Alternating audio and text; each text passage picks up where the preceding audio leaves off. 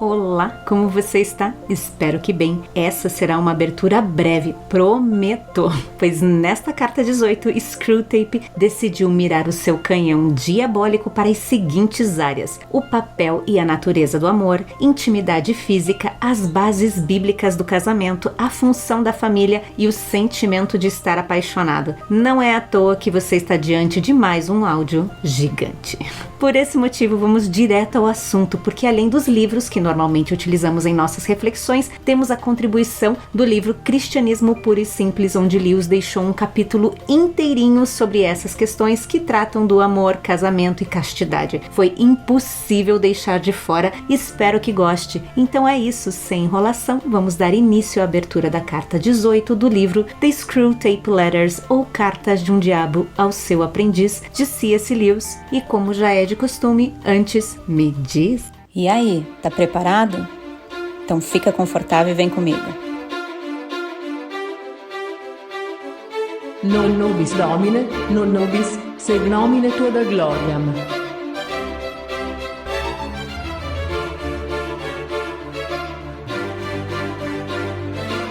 The Screwtape Letters, by C.S. Lewis.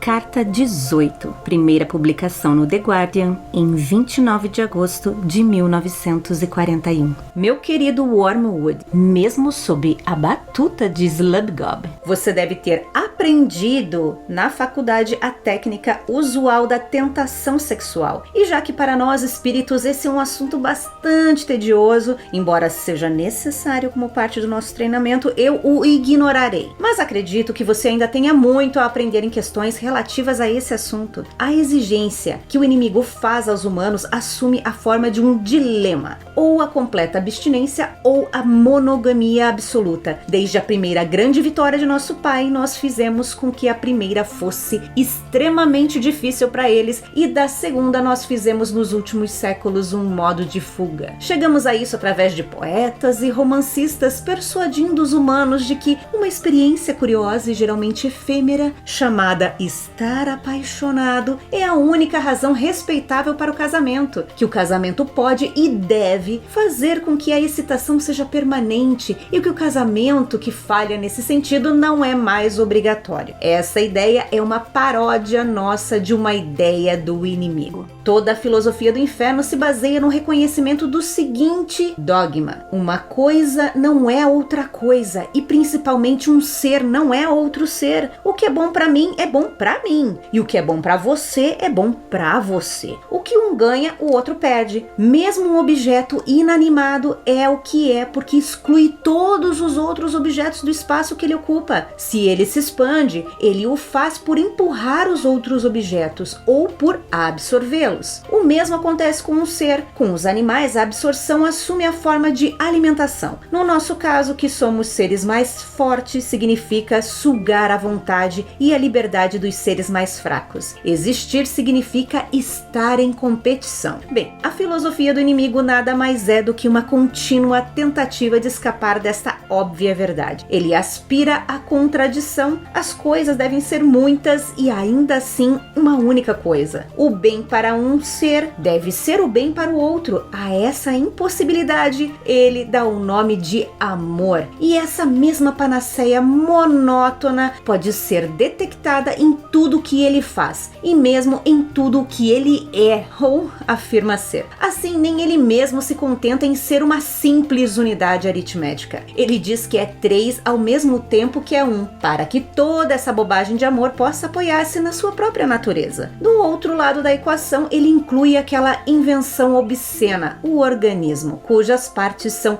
deturpadas para não seguir seu destino natural, a competição, e são forçadas a cooperar entre si. Seu verdadeiro motivo para fixar o sexo como método de reprodução entre os humanos fica bastante claro ao se analisar o uso que ele faz dele. O sexo pode ser, do nosso ponto de vista, algo bastante inocente. Pode ser apenas mais um modo pelo qual um ser mais forte aproveita-se de um ser mais fraco, como de fato acontece entre as aranhas, cuja fêmea conclui suas núpcias comendo o macho. Mas nos humanos, o inimigo associou gratuitamente o desejo sexual com a afeição entre as partes. Ele também fez com que os descendentes dependessem dos pais e deu aos pais o instinto de cuidar deles, produzindo assim a família, que é como o organismo, só que pior, pois seus membros são mais separados e ainda assim unidos de um modo mais consciente e responsável. Tudo isso, na verdade, é apenas mais um artifício para acumular o amor. E agora vem a grande piada. O inimigo descreveu um homem e uma mulher casados como uma só carne. Ele não disse um casal feliz no casamento ou pessoas que se casam porque estavam apaixonadas. Mas você pode fazer os humanos ignorarem esse fato. Você também pode fazê-los esquecer de que aquele homem chamado Paulo não limitou isso a casais casados. A mera cópula para ele já faz deles uma só carne. Então você pode fazer com que os humanos aceitem como um elogio retórico ao estar apaixonado aquilo que na verdade é uma simples descrição do verdadeiro significado do intercurso sexual. O fato é que sempre que um homem se deitar com uma mulher, ali, quer queiram, quer não, passa a existir entre eles uma relação transcendental, que depois eles terão de suportar ou desfrutar. Nós podemos fazer com que os humanos deduzam a partir do fato desarmônico de que essa relação transcendental tem a intenção de produzir, e se ambos obedientemente a seguirem, certamente irá produzir a afeição e a família. A falsa crença de que a mistura de afeição, medo e desejo, a que dão o nome de apaixonar-se, é a única coisa que torna um casamento feliz ou sagrado. É bem fácil induzi-los a este erro, uma vez que o estar apaixonado, pelo menos na Europa Ocidental, costuma preceder os casamentos celebrados de acordo com os desígnios do inimigo, ou seja, com a intenção de fidelidade, fertilidade e boa vontade, do mesmo modo que a emoção religiosa muitas vezes, mas nem sempre, acompanha a conversão. Em outras palavras, os humanos devem ser encorajados a acreditar que a base do casamento é uma versão distorcida e colorida de algo que o inimigo na verdade promete como seu resultado. Disso advém duas vantagens. Em primeiro lugar, podemos dissuadir os humanos que não possuem o dom do autocontrole de buscar o casamento como solução, porque eles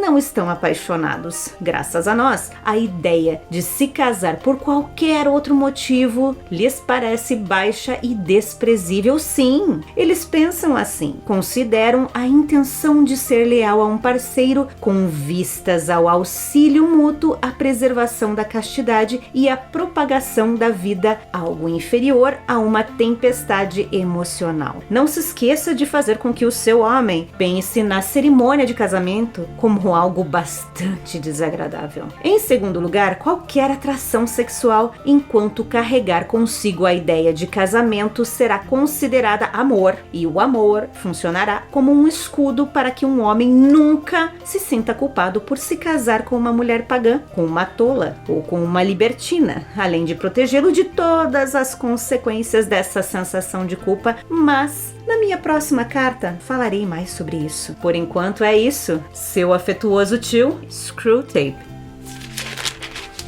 Reflexões, carta 18. Começamos a carta com o Screwtape já jogando e colocando na mesa qual é o tema dessa correspondência. Sem surpresas e sem rodeios ou qualquer tipo de pudor, caímos na tentação sexual e em uma sequência de cartas que falam sobre a tentação da carne. Será que serei banida por abordar esse assunto? Espero que não, porque o foco de Lewis com esta carta é tratar o propósito bíblico do casamento, indo na contramão dos caminhos corrompidos propostos pela nossa cultura. Agora você imagina, se na época de Lewis ele já considerava esse assunto importante, pense na importância desse tema em nossos tempos atuais, onde o lema é: toda forma de amor vale a pena. Mas será mesmo? Eu tenho quase certeza que você sabe a resposta e assim a conversa vai fluir, que é uma beleza. Mas também, se entrar alguém aqui um pouco confuso, com receio de parecer um pouco carola, Lewis e Gonzalez, nossos orientadores de sempre, nos pegarão pela mão e nos guiarão sem rodeios nesse tema. A primeira coisa que descobrimos nessa carta é que, para surpresa de alguns, Screwtape e seus comparsas acham esse tema bastante tedioso, levando em consideração que a natureza do velho tentador, assim como os demais companheiros de inferno, é espiritual e não física. Esse é um assunto bastante tedioso para eles. E aqui cabe uma ressalva de Gonzalez, que nos alerta que dentro da teologia de demônios, alguns estudiosos reconhecem que os espíritos demoníacos realmente desejam coisas carnais, como comida, sexo, prazer, entre outros. Entretanto, essa teologia explica que, por não terem um corpo físico, eles precisam possuir corpos humanos para tornarem-se aptos a satisfazer até certo ponto seus desejos. Porém, para Gonzalez, Lewis, quando escreveu esta carta, não estava pensando sobre estas questões. Provavelmente, com essa ideia em mente, Lewis retrata Screwtape e Wormwood como sendo apenas espíritos, e por essa razão, o interesse deles é apenas tratar desse tema como mais uma ação baseada nos desejos da nossa carne que servirá para tentar-nos. O apóstolo Paulo deixa o alerta para que sejamos sábios no sentido de que a guerra em relação à tentação espiritual, a tentação sexual, gira em torno de vencermos as exigências da carne por meio do espírito. O apóstolo Paulo trata sobre esse assunto em Romanos 7. Vou ler um trecho da tradução da Bíblia A Mensagem para você. O que não entendo a meu respeito é que decido uma coisa e faço outra, sendo levado a fazer o que absolutamente desprezo. Então, se não consigo decidir o que é melhor para mim mesmo e fazê-lo, é óbvio que o mandamento de Deus é necessário. Entretanto, preciso de algo mais, pois se conheço a lei e mesmo assim não posso guardá-la, e se o poder do pecado dentro de mim insiste em sabotar minhas melhores intenções, obviamente preciso de ajuda. Entendo que não posso cumpri-la. Posso desejar, mas não posso fazer. Decido fazer o bem, mas de fato não o faço. Decido não fazer o mal, mas acabo fazendo, de um modo ou de outro. Minhas decisões não resultam em ações. Algo está muito errado no meu interior e sempre tira o melhor de mim. Isso acontece tanto que já é previsível. No momento em que decido fazer o bem, pecado está lá para me derrubar. É a pura verdade que eu me alegro nos mandamentos de Deus, mas é óbvio que nem tudo em mim é festa. Partes de mim se rebelam em segredo, e quando menos espero, elas assumem o controle. Já tentei de tudo, mas nada resolve. Já não aguento mais. Não há ninguém que possa me ajudar? Não é essa a verdadeira pergunta? A resposta, graças a Deus, é que Jesus Cristo pode e me ajuda. Ele agiu para consertar as coisas nesta vida de contradições, com a qual quero servir a Deus de todo o coração e mente, mas sou puxado pela influência do pecado e acabo fazendo algo que não desejo. Quando aprendemos a dominar e não ceder às exigências da carne, estaremos muitos passos à frente na batalha espiritual para viver uma vida agradável ao Senhor. Enfim, quando aprendemos como dominar e não nos entregar às demandas da carne, deixaremos Screwtape e seus aliados com menor influência na guerra espiritual que enfrentamos, que é viver uma vida que agrade ao nosso Senhor. Continuando a analisar a carta, Screwtape traz nossos antigos conhecidos Adão e Eva, e ele explica que desde a primeira vitória do pai deles lá de baixo, eles tornaram a monogamia exigida por Deus um verdadeiro dilema. Vamos recapitular quais são as opções dadas por Deus quando o assunto é intimidade física? Casamento ou abstinência. Cristo não se absteve e também falou sobre o casamento. Lemos em Mateus 19, versículos 3 e 6, o que Jesus disse sobre esse assunto. Alguns fariseus aproximaram-se dele para pô-lo à prova e perguntaram-lhe: é permitido ao homem divorciar-se de sua mulher por qualquer motivo? Ele respondeu: vocês não leram que no princípio o Criador os fez homem e mulher, e disse: por essa razão o homem deixará pai e mãe e se unirá à sua mulher, e os dois se tornarão uma só carne? Assim, eles já não são dois, mas sim uma só carne. Portanto, o que Deus uniu, ninguém separe. E se continuarmos a leitura desse capítulo, Jesus também fala sobre abstinência. Escuta a continuação dessa conversa nos versículos 7 até 12. Perguntaram a ele: então, por que Moisés mandou dar uma certidão de divórcio à mulher e mandá-la embora? Jesus respondeu: Moisés lhes permitiu divorciar-se de suas mulheres por causa da dureza de coração de vocês, mas não foi assim desde o princípio. Eu lhes digo que todo aquele que se divorciar de sua mulher, exceto por imoralidade sexual, e se casar com outra mulher, estará cometendo adultério. Os discípulos lhe lhe disseram: se esta é a situação entre o homem e sua mulher, é melhor não casar. Jesus respondeu: nem todos têm condições de aceitar esta palavra, somente aqueles a quem isso é dado. Alguns são eunucos porque nasceram assim, outros foram feitos assim pelos homens, outros ainda se fizeram eunucos por causa do reino dos céus. Quem puder aceitar isso, aceite. Enfim, essa passagem resume os fundamentos de Deus para o casamento. Envolve homem e mulher, envolve um homem e uma mulher, proibindo todas as formas de poligamia. O casamento como uma aliança indissolúvel, exceto por adultério. O casal deve deixar pai e mãe, ou seja, está implícito que filhos não se casam com seus pais. Marido e mulher passam a ser uma só carne e, por fim, a natureza do casamento foi instituída por Deus. E aqueles que não foram chamados por Deus para uma vida a dois devem se abster de relacionamento íntimo. O apóstolo Paulo também fala sobre abstinência em 1 Coríntios, capítulo 7, versículos de 7 a 11. Gostaria que todos os homens fossem como eu, mas cada um tem o seu próprio dom da parte de Deus, um de um modo, outro de outro. Digo, porém, aos solteiros e às viúvas, é bom que permaneçam como eu, mas se não conseguem controlar-se, devem casar-se, pois é melhor casar-se do que ficar ardendo em desejo. Aos casados dou este mandamento, não eu, mas o Senhor, que a esposa não se separe do seu marido, mas se o fizer, que permaneça sem se casar, ou então reconcilie-se com o seu marido. E o marido não se divorcie de sua esposa. Deus descreve o casamento como uma aliança, e a aliança, por natureza, possui instruções e regras, que são os votos matrimoniais. Nas Escrituras encontramos o que é esperado do novo casal. Multipliquem-se, como está lá em Gênesis 1:28. Deus o abençoou e lhes disse: sejam férteis e multipliquem-se, encham e subjuguem a terra, dominem sobre os peixes do mar, sobre as aves do céu e sobre todos os animais que se movem pela terra. Cumpram sua promessa de fidelidade, como lemos em Malaquias 2:14. E vocês ainda perguntam por quê? É porque o Senhor é testemunha entre você e a mulher da sua mocidade, pois você não cumpriu a sua promessa de fidelidade, embora ela fosse a sua companheira, a mulher do seu acordo matrimonial. Uma terceira instrução sobre o casamento diz respeito a cresçam refletindo o amor de Jesus por nós, a sua igreja, como está em Efésios 5, versículos 31 e 33. Por essa razão, o homem deixará pai e mãe e se unirá à sua mulher, e os dois se tornarão uma só carne. Este é um mistério profundo, refiro-me, porém, a Cristo e à igreja. Portanto, cada um de vocês também ame a sua mulher como a si mesmo, e a mulher trate o marido com todo respeito. Então, independente da cultura e do tempo que estamos inseridos, o padrão de Deus para esse dilema do casamento não muda, é o mesmo desde o princípio.